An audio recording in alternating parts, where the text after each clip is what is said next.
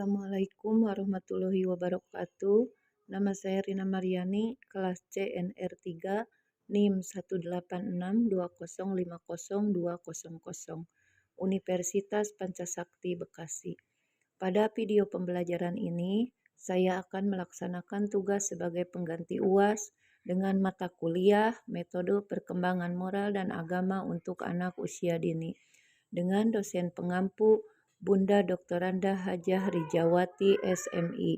Dalam kesempatan ini, saya akan memaparkan tentang pengembangan moral agama untuk anak usia dini. Anak adalah penerus generasi keluarga dan bangsa, perlu mendapat pendidikan yang baik sehingga potensi-potensi dirinya dapat berkembang dengan pesat, sehingga akan tumbuh menjadi manusia yang memiliki kepribadian yang tangguh dan memiliki berbagai macam kemampuan dan keterampilan yang bermanfaat. Oleh karena itu, penting bagi keluarga, lembaga-lembaga pendidikan berperan dan bertanggung jawab dalam memberikan berbagai macam stimulasi dan bimbingan yang tepat, sehingga akan tercipta generasi penerus yang tangguh. Pentingnya nilai agama dan moral bagi anak usia dini. Dalam hal ini tentu orang tualah yang paling bertanggung jawab, karena pendidikan yang utama dan pertama adalah pendidikan dalam keluarga. Keluarga tidak hanya sekedar berfungsi sebagai persekutuan sosial, tetapi juga merupakan lembaga pendidikan.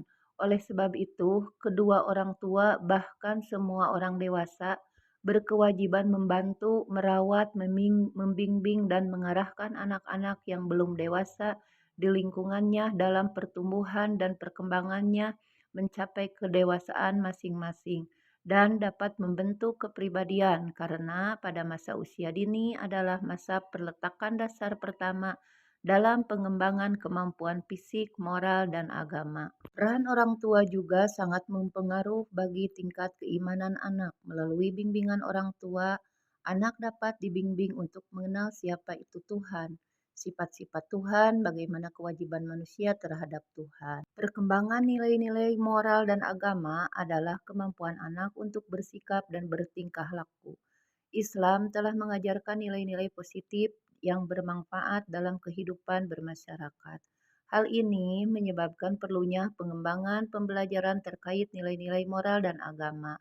Hasil analisis menunjukkan bahwa dalam ajaran Islam telah dijelaskan bagaimana proses pengembangan nilai-nilai agama dan moral pada anak usia dini dapat diterapkan dengan benar. Dari hasil analisis melalui pembahasan ditemukan 10 metode penting bagi pengembangan nilai-nilai moral dan agama pada anak usia dini 5-6 tahun.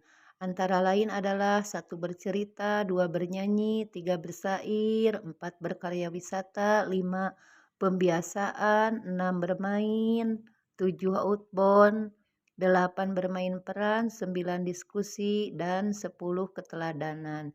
Temuan tersebut telah dibahas dengan berbagai konsep dan temuan-temuan sebelumnya. Pengenalan doa lebih bermakna apabila pendidik berusaha menghadirkan situasi yang nyata dalam bentuk kegiatan sehari-hari, baik di rumah maupun di sekolah. Ketika anak hendak belajar, pendidik mengajak anak berdoa yang sebelumnya dijelaskan kenapa kita harus berdoa dan menjelaskan pula makna doa yang diucapkannya, sehingga doa-doa yang sering diajarkan guru atau pendidik akan dimengerti anak. Maksud dan makna dari doa-doa tersebut. Proses pembelajaran tersebut ditanamkan secara terus-menerus melalui pembiasaan anak secara langsung ketika akan melakukan suatu kegiatan. Diharapkan bacaan doa tersebut akan semakin menginternal dalam diri anak dan akan membawa pengaruh dalam perilaku anak sehari-hari. Belajar dilakukan sambil bermain.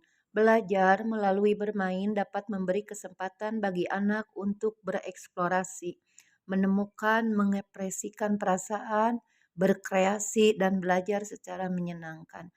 Bermain juga dapat membantu anak mengenal dirinya sendiri, dengan siapa ia hidup dan di lingkungan mana ia hidup. Bermain merupakan sarana belajar, muncul dari dalam diri anak, bebas dan terbebas dari aturan yang mengikat.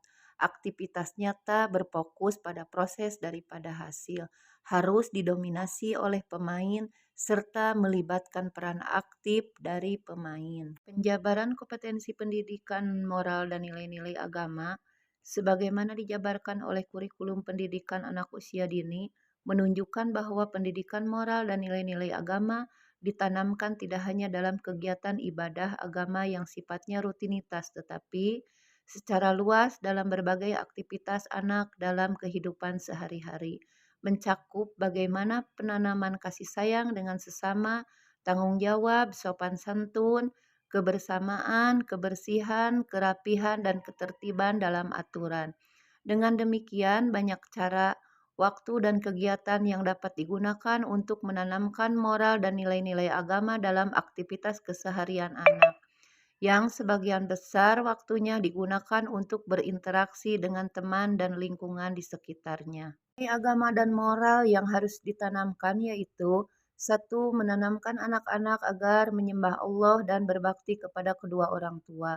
Hal ini sejalan dengan firman Allah Ta'ala dalam surat Al-Isra 23, yang artinya, "Dan Tuhanmu telah memerintahkan supaya kau jangan menyembah selain Dia, dan hendaklah kamu berbuat baik kepada ibu bapamu dengan sebaik-baiknya. Jika salah seorang di antara keduanya atau keduanya sampai berumur lanjut dalam pemeliharaanmu, maka sekali-kali janganlah kamu mengatakan kepada keduanya perkataan ah, dan janganlah kamu membentak mereka dan ucapkanlah kepada mereka perkataan yang mulia." Kedua, mengajak anak untuk melakukan sholat sejak usia dini dan membiasakan anak untuk berbuat baik, sebagaimana hadis Nabi yang artinya, "Jagalah anakmu agar selalu melaksanakan sholat, dan biasakanlah mereka berbuat baik, karena berbuat baik itu adalah kebiasaan." Hadis riwayat Tabrani.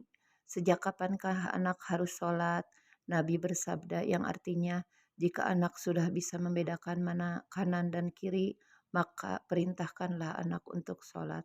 Hadis riwayat Abu Daud. Kita membiasakan anak untuk saling tolong-menolong, sebagaimana firman Allah yang artinya, "Dan tolong menolonglah kamu atau mengerjakan kebajikan dan takwa, dan janganlah tolong menolong dalam berbuat dosa dan pelanggaran."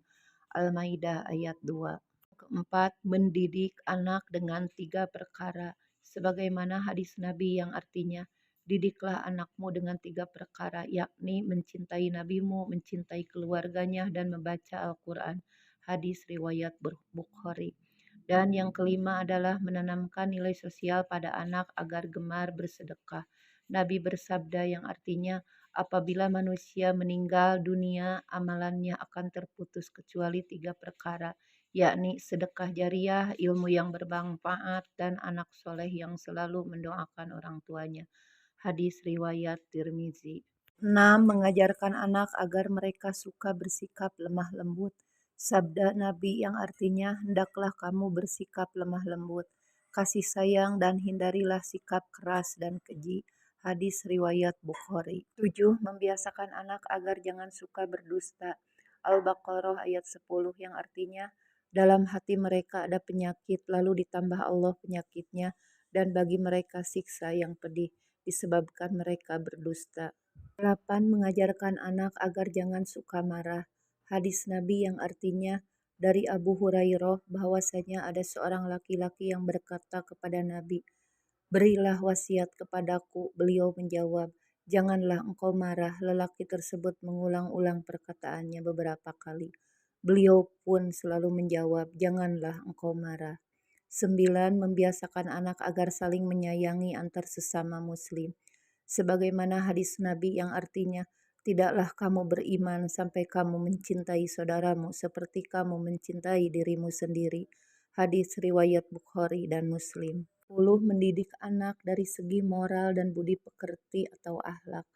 At-Tirmizi meriwayatkan dari Ayyub bin Musa, Rasulullah bersabda yang artinya, "Tidak ada pemberian yang lebih berharga oleh seorang ayah kepada anaknya yang lebih utama daripada pemberian budi pekerti yang baik." 11. Membiasakan anak untuk berolahraga dan bermain bersama. Hadis riwayat Al-Baihaqi yang artinya, "Ajarkanlah berenang dan memanah kepada anak-anak kalian, dan suruhlah mereka melompat ke atas punggung kuda sekali lompatan. Dan dengan diajarkannya penanaman aspek nilai agama dan moral, anak akan menjadi tahu apa yang boleh dan apa yang tidak boleh dilakukan, mana yang baik di hadapan Tuhan dan apa yang dilarang oleh Tuhan. Semua itu penting untuk menjadikan pribadi yang baik hingga masa depannya nanti. Demikian pemaparan dari saya, semoga bermanfaat. Wassalamualaikum warahmatullahi wabarakatuh.